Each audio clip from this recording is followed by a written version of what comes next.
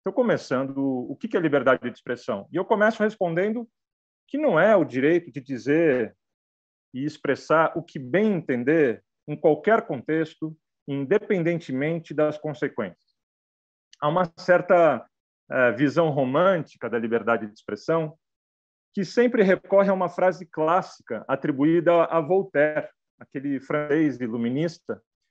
E a frase diz algo muito relevante. Ela diz: eu não concordo com o que dizes, mas defendo até a morte o seu direito de dizer.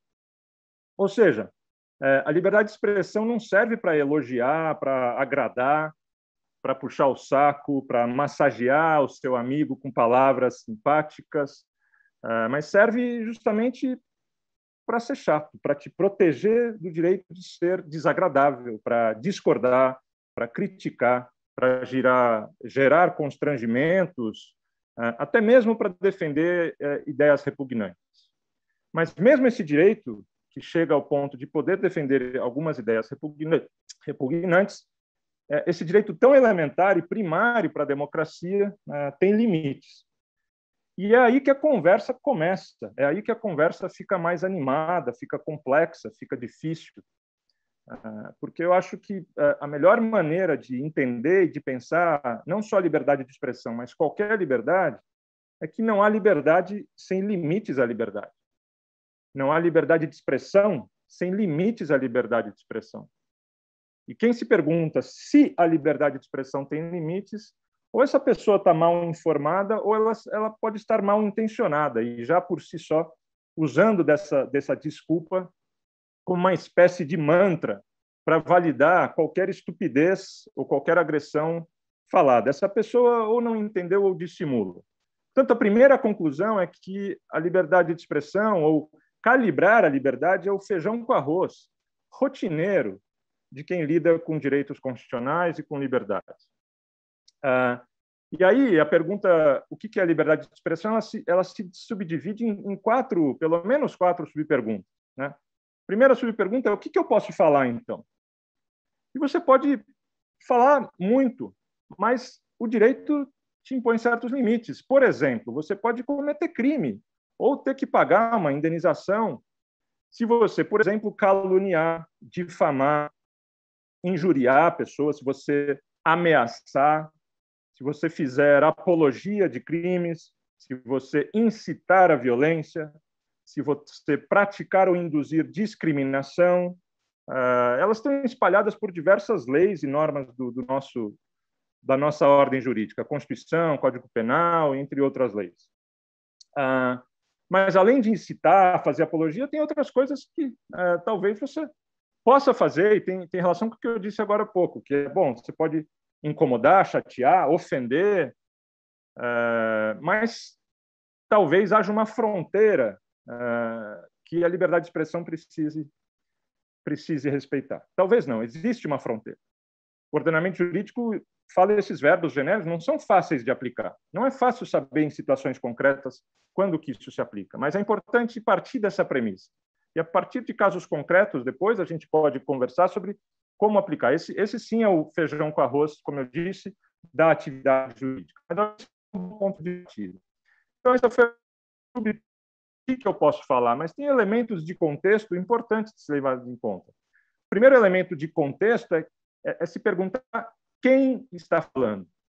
E eu acho que se eu pudesse formular uma espécie de pílula de conhecimento cívico para vacinar a cidadã contra essa ignorância da liberdade de expressão, eu sugeriria não uma frase ou uma máxima que diz que nenhum direito fundamental é absoluto ou que a liberdade de expressão tem limites, mas eu sugeriria uma frase alternativa, que é: os limites da liberdade de expressão não se referem só ao que se fala, só ao conteúdo do que eu falo em cada ocasião, mas também quem fala. É importante saber quem está falando.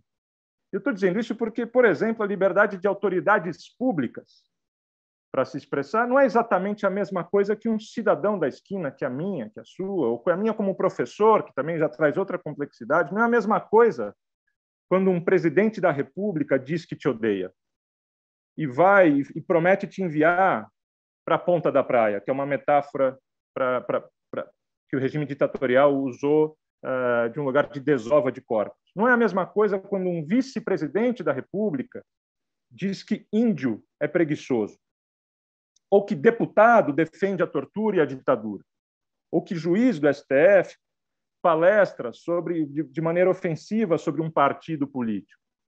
Não é a mesma coisa quando um general tortura homenagens a um torturador.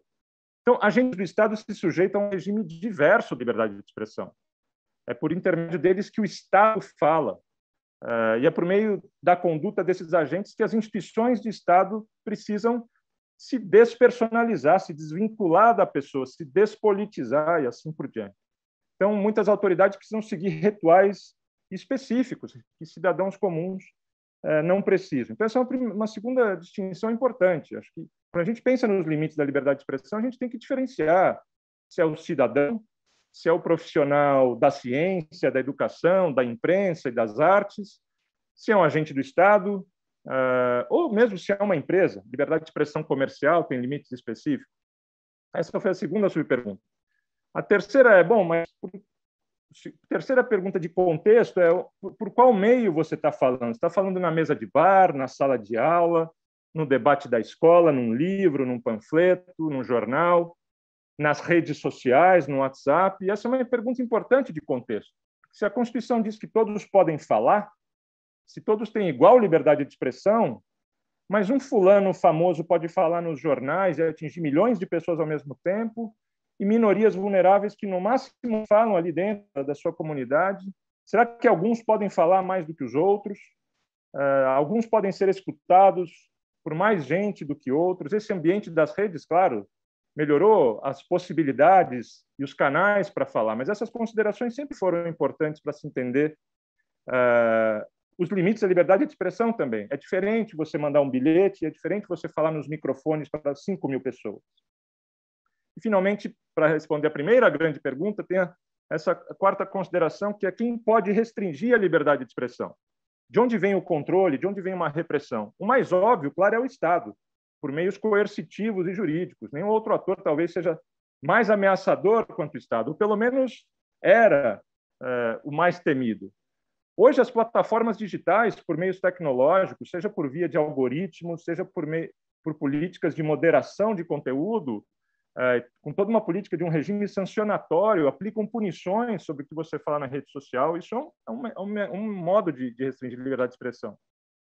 E claro que a própria sociedade, por meio de constrangimentos informais e outras formas de se intimidar, pode também causar constrangimentos à liberdade de expressão.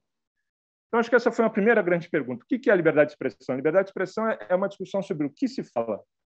E o direito brasileiro e o direito de muitos lugares do mundo estabelecem limites sobre o que se fala. Mas não é só isso, não parem por aí. Essa é a discussão. Às vezes as pessoas mergulham nessa discussão e ficam nessa discussão, mas há muitas outras considerações importantes. Mas